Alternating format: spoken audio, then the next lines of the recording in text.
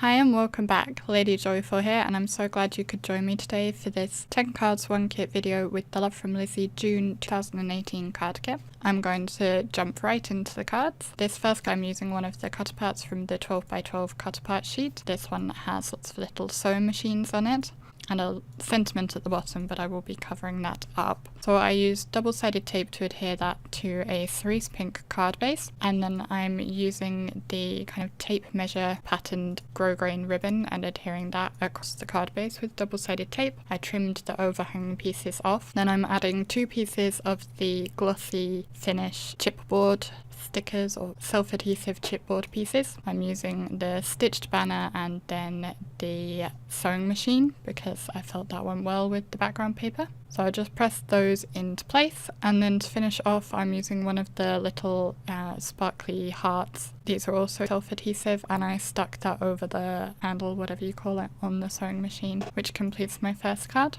My second card uses another of the cutter parts. This is the large kind of face cutter part, and I decided I would colour in the hair with my Spectrum Noir Illustrator markers. I think I saw that Alicia or Crazy Paper Chick did this same kind of thing where she coloured in the hair on hers. She used Copic markers. I only have Spectrum Noirs, so I will put a link to her video so you can go and see what she did with the kit as well. So I just kept my colouring pretty simple. I have 3 shades of brown and just went darkest on the left hand side of each segment and blended out to the lightest on the right hand side. Then I'm using one of the stamps from the Maker's Gonna Make stamp set which Lizzie made, and I stamped it with My Favourite Things Black Licorice Hybrid ink, which is my go-to black ink. I'll adhere the cutter part onto a sunshine yellow card base. I used tacky glue for this, and then I decided I would finish off the edges by applying some of the peel-offs. This time we have soft lilac gloss finish peel-offs, so I just put one on either side, and I'm using my reverse tweezers just to help me with the positioning of them. And once I have them in place, I will cut off the overhanging pieces. Then as a little extra embellishment, I'm using a Tonic Aqua Shimmer pen to add some sparkle to the glass portion of the glasses, and then I'm carefully going over the top of that with my Glossy Accents, which will give the look of glass being there within the glasses. And that finishes my second card. My third card uses some of the stickers that came in the kit. I might not have these stickers in your kit. Each kit came with 2 sheets of stickers, and there were a total of 8 possible sheets. So what you get in your kit or what the other design team members got in their kits may not be the same as what I had in mine. But I had these little square stickers, and I thought it would be fun to make a feature of them on a card. So I'm laying them out in a kind of grid pattern. I won't use all of them. I think I use 9, and there's a total of 12, so there's 3 left over, and I just kind of picked ones that I thought would work best for the look of the card I was going for. So I'm adhering them onto my medium grey card base, and I do bring in my T-square ruler to help me line them up, although they still end up being a little bit wonky because I had a hard time getting them straight. For my sentiment, I masked and selectively stamped one of the sentiments so that I could have just the "you are", and then I'm using the chipboard piece that says "crafty". I decided to add some peel-offs in between the stickers in the empty space just to add a bit more interest.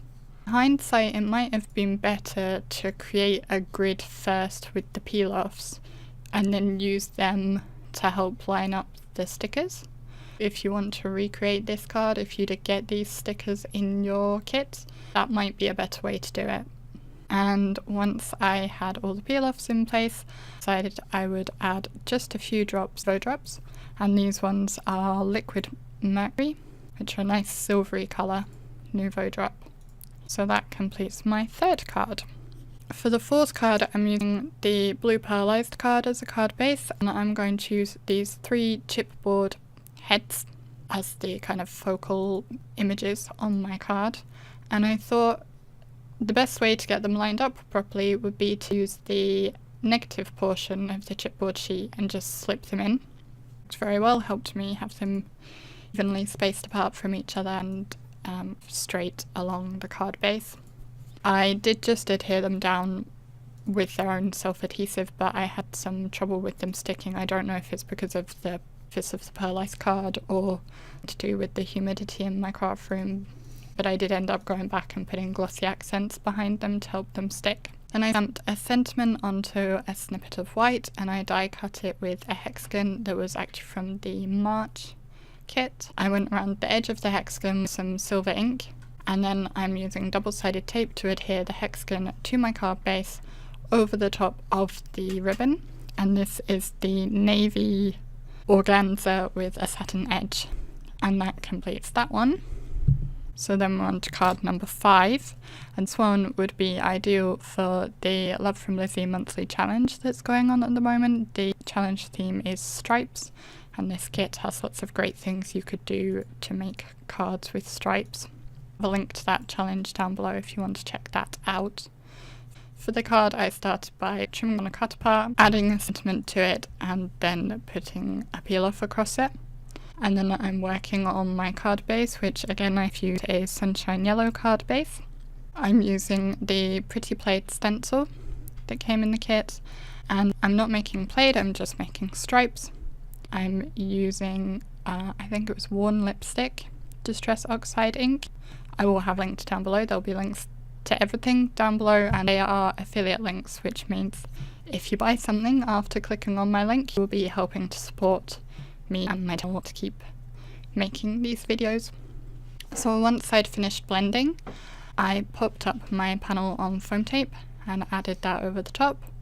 I have these 3 chipboard pins, and I just kind of put them scattered along one side, removed the backing paper so that I could adhere them down, and that finished card number 5. Card number 6 was a little bit time consuming to make. I ended up making a plaid background, but not using the stencil, using the peel-offs. I lined up my cerise card base on my grid mat, and I'm using the line on my grid mat as a guide to where to place all my peel-offs. And I'm moving along one square each time. So there's each square is a centimetre on my grid mat, so basically there's a centimetre gap between each peel-off. I started with the widest peel-off in the centre, and then I have the narrowest peel-off on either side of them. Initially I was thinking maybe I just want to do that, but in the end I do want to do a complete background with these. So then next I put the medium-sized peel-offs on either side of the ones I've done so far. So from edge to edge it goes medium, narrow, wide, narrow, medium. And then if you consider the 5 peel-offs to be a strip, I then, between each strip of 5, moved along, I think 4 squares, so 4 centimetres, before creating the next strip to have a nice gap in between them. So here is where I will measure and move along 4 squares. And then I will start repeating the pattern that I had done originally and lay those across the base. And again, when I completed those 3 strips, I was considering maybe I'd just leave it like that, but I decided to go for the complete plaid look. So I turned the card around on its side and repeated the process of the pattern going along perpendicular to the first strips I had made. And again, I'm doing the exact same pattern, so it's widest, narrowest, and then medium one from centre to edge. And I did find my reverse tweezers a big help, because it's not always easy to get them perfectly straight first try, so it really helped in making sure I could get them properly lined back up. Once I'd completed my background, I took one of the cut parts, one of the smaller cut parts. I have put foam tape on the back. I will position that kind of centrally on my card base. I then went through all the chipboard stickers and worked out a few I wanted to add to the card. The ones that worked best with the design and the colour scheme and with each other would be the paintbrush, one of the pencils, the paint tube, which I played around with deciding which way up I would put it, and then also the scissors, just putting those into place with the self-adhesive backing that they have. And that completes card number 6. Card number 7 is using one of the larger cut parts, and I'm starting by using the stencil again. I'm using the kind of dashed look part of the stencil, and I'm using some silver pigment ink. This is just a very cheap off-brand pigment ink. I don't have a link for it because I don't even know where I got it from. It doesn't have a name on it. I have quite a few different colours of these pigment inks and they're not very good, but they work reasonably well for sponging techniques, for example. To add some colour to the letters on the cut part, I decided I would add a kind of ombre gradient to them.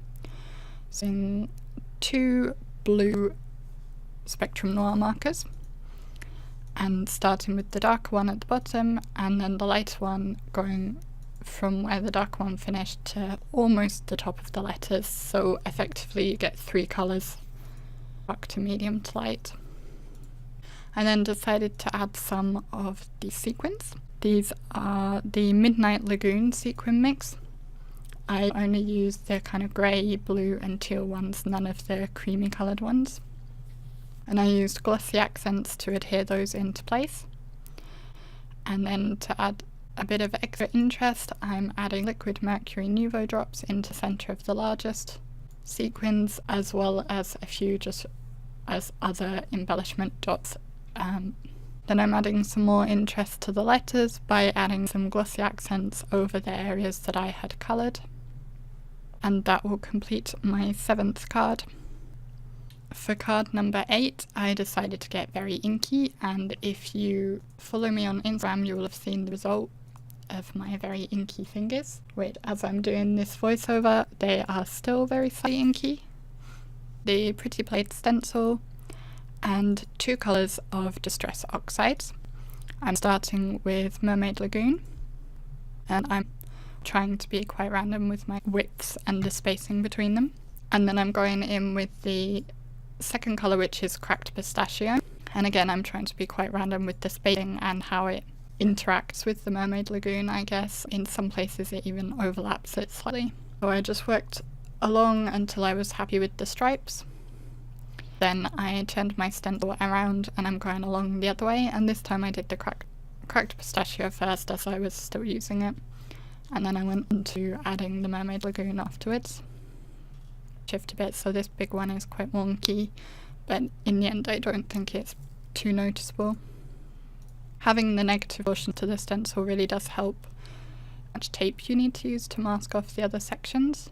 Although I think I could have used some better tape to hold it in place because mine kept shifting. Now I'm going to use one of the doilies that came in the kit, and I'll be honest, this was one of the items, all 3 of the doilies, I was thinking I wouldn't use at all. They're not really my style, but I decided I had to try. So I'm using some tacky glue to adhere that to my card base, and this sentiment is from one of the cut parts which I trimmed down to just have the sentiment.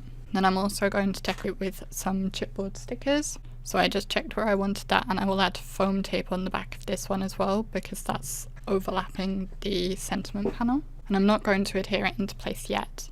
I played around and worked out where I wanted the rest of the chipboard sentiments, and I also, as a little something extra, I have die cut a little button using one of the dies that came in the kit. And then I will adhere my pieces of chipboard into place, and I decided it would be fun to embellish them with the Nuvo drops.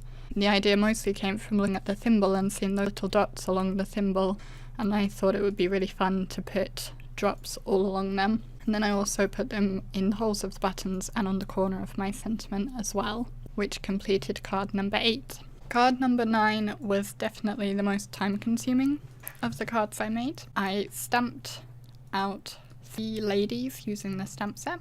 I did that off screen, and I coloured them off screen as well using my Spectrum Noir markers. And then I'm going to die cut them all out using some square dies. These are some, I think they're memory box dies, which have now been retired, the particular ones I use, but you could use any. And I also cut with the next size up. I cut backgrounds for them with the Lawn Fawn Got to Have Gingham pattern paper. Then I am working on the waterfall element of my card because this is going to be an interactive waterfall card. So I cut a strip of white card to be the same width as my little panels. And then starting from the bottom, I scored one square that's so the same size as my panels. And then I scored 2 more lines, each a centimetre up, and I'm just folding and creasing those well. I will then add the panel that I want to be my bottommost panel, and I'm adhering that with double-sided tape over the back of the square. The next panel gets adhered just to the, I think I did centimetre wide strip, and the same with the third one, and here you can kind of see how the mechanism will work. I decided the flower button would make a good pull tab at the bottom of the mechanism, so I partially die cut that into the bottom of the strip after measuring how long I needed it to be, and then I'm going to just carefully cut away the excess. I also cut the flower from a piece of the blue gingham paper. This is the same colour as the top panel on my card, the topmost waterfall panels, so I adhered that over the top of the button on the strip, and I'm using the 2 arrow stickers. I thought they helped to highlight the action. I decided to add some foam tape behind the bottommost image of the waterfall, and this foam tape is not going to be adhering down, it's just for support, so that backing tape is not going to come off. I did actually peel away the one nearest the crease in the end because it was interfering with the mechanism a bit. I'm then going to adhere the bottommost part of that bottommost panel onto my strip, and this strip is an offcut snippet of the cut apart that I used on the previous card. And there is foam tape on either ends of that as well, and those end pieces will have the backing tape removed because that's what adheres to the card base. I used Heffy Doodle's Interactively Yours to add pull here just to the very bottom of that flower button, which actually fit really nicely, and I've also added my sentiment on there, and that completes my card. I think actually it would have worked better if I hadn't used the foam tape. If I just adhered this strip flat to the card base, it probably would have worked better. Card number 10 is a very simple one. I have the bottom strip is a leftover from a previous cut part that I trimmed down, and then the wood grain panel is another one of the cut parts, so I'm just adhering them flat to the pearlized blue card base with double-sided adhesive. I played around a bit to work out which way up I wanted the larger panel and adhered that into place. I then added some narrow strips of double-sided tape along the centre of those panels in the gap, and I will add the lilac gingham along here, which nicely fills the area between the 2 panels and helps give them a more kind of cohesive look. So I'll press that into place, and then I'll trim off the overhanging pieces, and then I'm going to add one of the gingham bows. These are another thing that I wasn't sure if I would use from the kit because I don't tend to use bows much, so I just weighted that down to help it set into place. And then the top panel has these kind of circle pieces in the picture, and I decided I would fill those with Nuvo drops as extra embellishment, so I'm using the liquid Mercury drops again and just filling in each of those, and that completes my final card. That was a really simple one. So that's all 10 of my cards, and you can find more information over on my blog. I'll have a link for that down below. There are also close-up pictures as well. Thank you for watching this video, for liking and commenting. You can subscribe if you want to see more of my videos by clicking the button on screen, and there's also a link to subscribe to the Love From Lizi channel as well. You can also see some other videos here that you may be interested in. Thanks for watching, and I will see you next time. Bye!